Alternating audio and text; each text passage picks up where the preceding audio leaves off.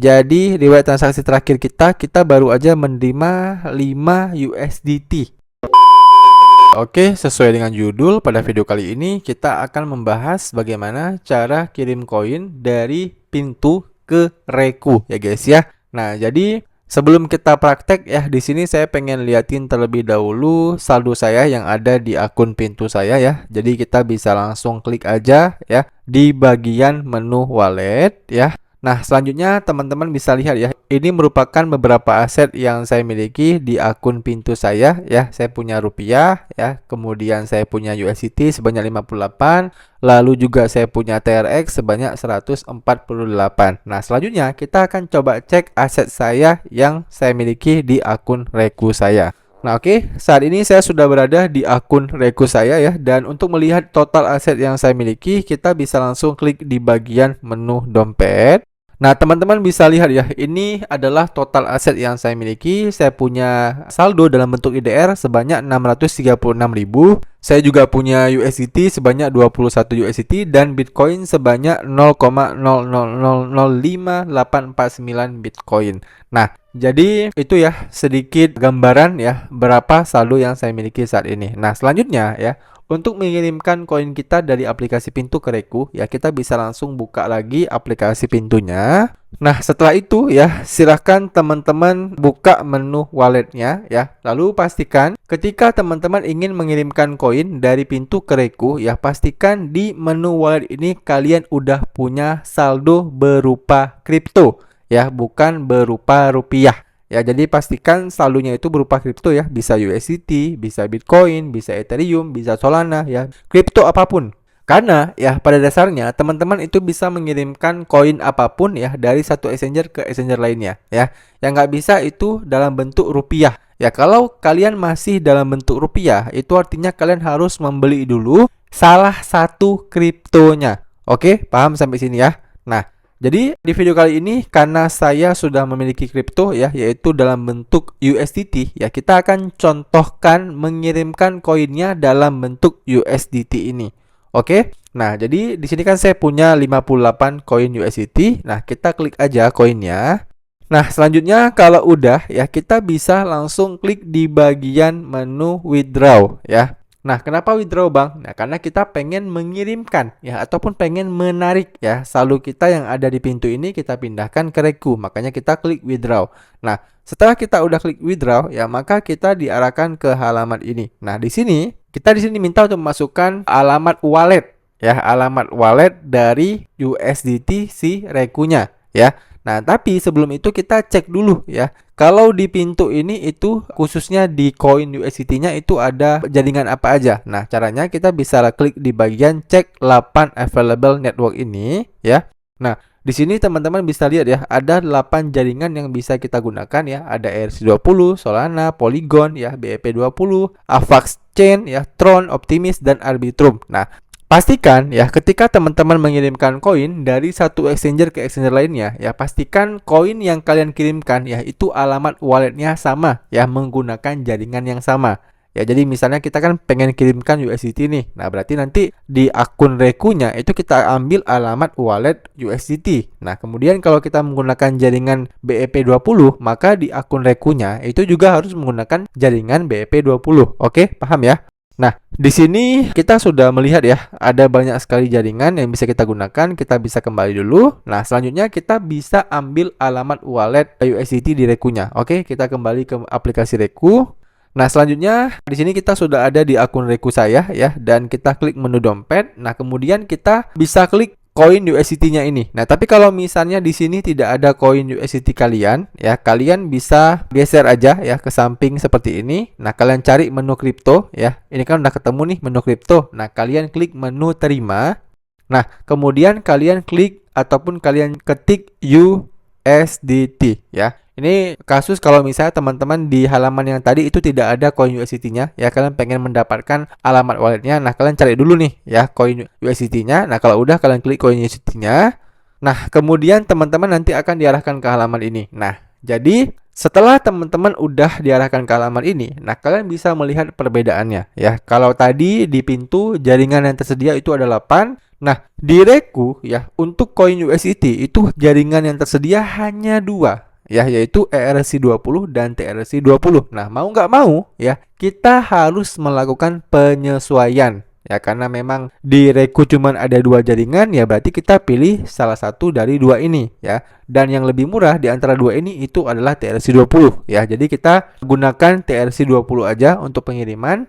Jadi kalau udah kita klik jaringan TRC20-nya, maka nanti akan muncul alamat Anda ya. Ini merupakan alamat walletnya. Jadi kita tinggal salin aja nih ya alamat USDT TRC20-nya ini. Oke, udah kita copy. Selanjutnya kita bisa kembali ke aplikasi Pintu. Nah, kita udah kembali ke aplikasi Pintu ya. Selanjutnya kita tinggal klik paste guys. Oke, kita paste aja alamat wallet yang udah kita salin tadi. Kemudian kita tinggal klik ya alamat walletnya. Nah, kemudian ya kita diarahkan ke halaman ini. Nah, di sini kita disuruh pilih jaringannya ya. Jadi, untuk jaringannya itu sebenarnya udah jelas ya. Di sini untuk yang bisa kita klik adalah jaringan Tron ataupun TRC20. Kenapa? Karena memang jaringan itu yang paling cocok ya. Tadi kan kita pilih TRC20. Nah, otomatis jaringan yang lain itu nggak bisa diklik ya. Ini udah saya coba klik nggak bisa. Tapi kalau jaringan Tron, nah, bisa kita klik ya, karena ini Tron ini adalah TRC20. Oke. Nah, kalau udah kita tinggal klik continue. Nah, selanjutnya kita diarahkan ke halaman ini. Nah, di sini yang perlu teman-teman pahami ya. Jadi, kalau misalnya teman-teman mengirimkan koin dari Pintu ke akun Reku kalian pribadi ya, kalian tinggal checklist di bagian I'm sending to my own wallet address ya. Itu artinya kita mengirimkan ke akun pribadi kita ya, ataupun ke akun Reku kita. Nah, tapi kalau misalnya teman-teman mengirimkan ke akun Reku orang lain ya, ini kalian unchecklist ya. Lalu di bagian nama dan address ini kalian isi nama penerimanya ya. Misalnya teman-teman kirim ke akun teman kalian ya, kalian isi nama dia ya, nama lengkap dia sesuai KTP, lalu kalian isi alamat dia yang sesuai dengan KTP ya. Jadi kalian minta dulu nih alamat dia ya di mana, lalu kalian isi alamatnya. Nah, kalau udah kalian tinggal klik save and continue. Oke, jelas ya. Nah, berhubung saya mengirimkannya ini ke akun saya pribadi, maka saya checklist ya di bagian I'm sending to my own wallet address. Nah, maka di sini di bagian nama dan address itu langsung muncul nama saya pribadi dan alamat saya pribadi. Nah, kalau udah ya kita tinggal klik save and continue. Nah, kemudian ada pilihan untuk menambahkan label. Nah, ini kita klik aja maybe later ya. Selanjutnya ya, kita diarahkan ke halaman ini. Nah, di sini kita diminta untuk menentukan berapa nominal yang ingin kita kirimkan. Ya, di sini sebagai contoh saya akan coba masukkan 10 ya, atau coba misalnya kita tes 5 ya, apakah bisa? Nah, kita klik menu next. Nah, ternyata bisa ya guys ya. Kalau misalnya kita pengen transfer 5 USDT. Nah, tapi ya di sini kendalanya ya guys ya. Jadi kalau misalnya teman-teman mengirimkan 5 USDT ya, maka biayanya itu adalah 5 USDT ya. Ini cukup gede ya guys ya. Padahal kita menggunakan USDT TRC20 ya, tapi biaya jaringannya itu cukup besar ya, yaitu 5 USDT. Coba misalnya saya ubah ya. Misalnya kita pengen kirim sekitar 20 USDT ya. Apakah biayanya sama? Nah, ternyata sama ya guys ya. Jadi biayanya itu tetap sama ya, yaitu 5 USDT. Jadi ini mungkin kekurangan ya. Kalau misalnya kita pengen kirim koin ya dari Pintu ke Reku ini, ya kita nggak bisa menggunakan jaringan lainnya ya, karena memang tadi di Reku cuma ada dua opsi ya, yaitu lewat TRC20 ataupun ERC20. Nah, ini juga yang menjadi sedikit informasi ya. Jadi yang namanya fee jaringan itu sangat tergantung dengan yang namanya broker ataupun exchanger-nya guys ya. Jadi bukan berarti jaringan ini itu lebih murah daripada jaringan ini ya, tapi tergantung dari brokernya ya. Kadang ada jaringan TRC20 ya yang fee-nya itu cuma 0,5 ya, bahkan 0,3. Ada yang fee-nya itu cuma $1 ya. Ada yang fee-nya itu sebesar 5 USDT seperti ini ya. Jadi fee jaringan itu sistemnya itu tidak statis ya, tapi harganya itu dinamis tergantung dari exchanger yang digunakan. Oke. Nah, kita kembali dulu ya. Saya akan coba kirimkan 5 USDT aja. Nah, kalau udah kita klik next ya. Nah, di sini berarti total yang kita kirimkan adalah 10 USDT ya. Nah, kalau udah kita tinggal klik aja send now. Kemudian kita diminta untuk memverifikasi pengirimannya ya, karena saya menggunakan Google Authenticator, artinya saya harus memasukkan kode Google Authenticatornya ke sini. Oke. Nah, oke, maka USDT 5 is being sent ya. Jadi kita bisa langsung klik aja oke ya. Nah, di sini di bagian paling bawah teman-teman bisa melihat ya transaksi yang barusan kita lakukan di mana statusnya itu in progress ya, dan kalau kita klik statusnya itu masih in progress. Nah, jadi kita tinggal tunggu aja nih ya statusnya ini berubah menjadi complete, guys. Oke, setelah menunggu kurang lebih 2 menit ya guys ya. Di sini teman-teman bisa melihat untuk statusnya itu udah berubah menjadi successful ya. Dan kalau udah successful seperti ini biasanya saldonya itu udah masuk ke akun Reko kita. Oke, coba kita langsung cek aja di akun Reko kita.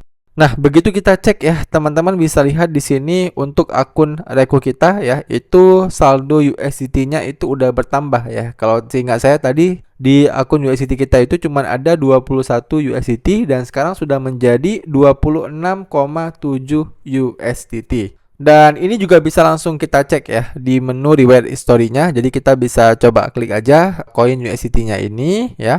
Nah, di bagian paling atas teman-teman bisa lihat ya. Jadi riwayat transaksi terakhir kita baru aja menerima 5 USDT ya di jam 10:35 tadi ya.